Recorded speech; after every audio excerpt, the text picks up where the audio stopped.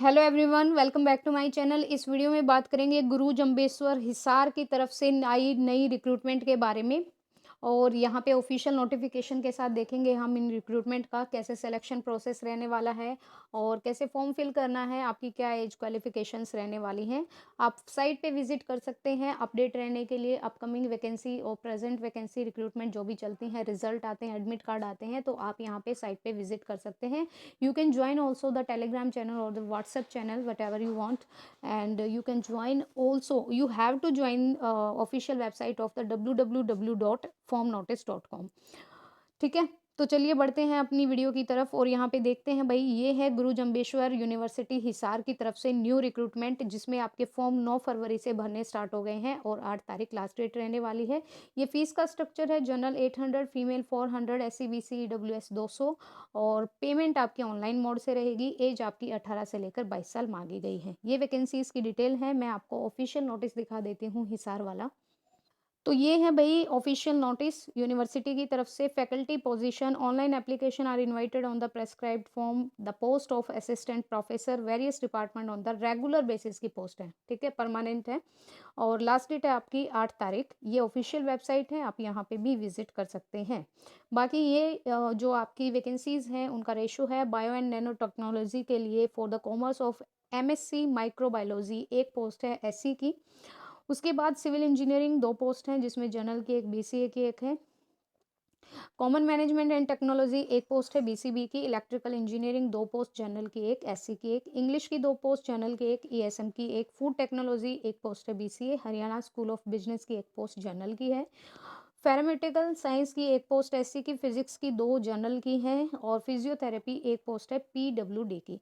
इसके लिए आपके लेवल 10 के अकॉर्डिंग आपको, जैसे KU के यूनिवर्सिटी में असिस्टेंट प्रोफेसर के जो जो रिक्रूटमेंट है उसके अकॉर्डिंग ही पे लेवल 10 मिलेगा आपको। यहाँ पे सैलरी अच्छी खासी मिलने वाली है।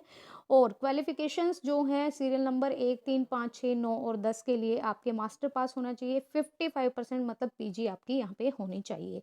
इसके अलावा आपका नेट भी क्वालिफाई होना चाहिए, जो आपका यूजीसी कंडक्ट कराता है, और CSIR या similar test accredited by the UGC, like मतलब आपके पास SLET हो या SET हो।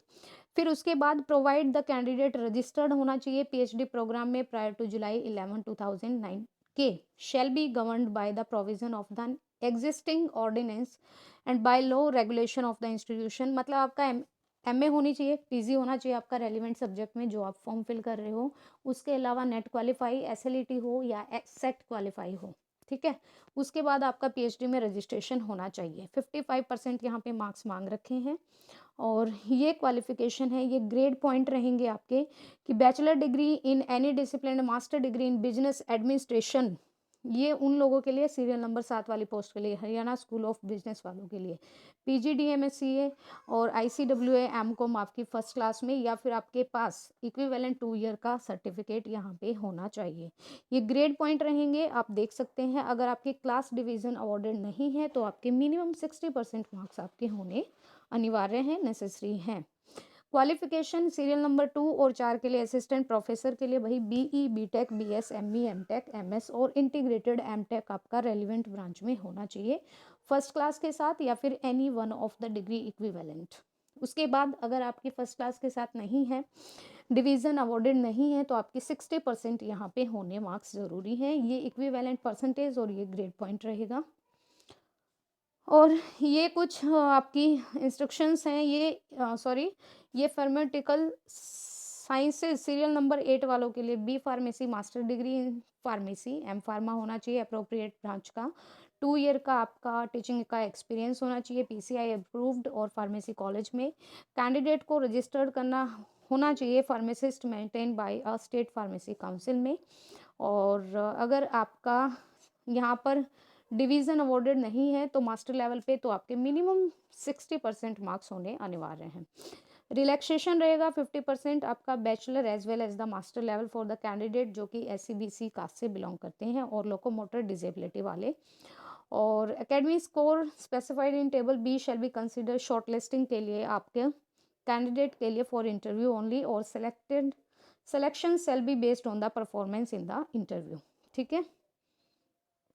ये देख लीजिए भाई, ये आपका shortlisting of candidate interview post of assistant professor कि ग्रेजुएशन में 80% या इससे ज़्यादा है तो 50 मार्क्स, फिर आपके 60% या लेस देन 80 हैं तो 13 मार्क्स, 50 to 60 के बीच में तो 10 मार्क्स। ये आपका डिवीज़न रहने वाला है।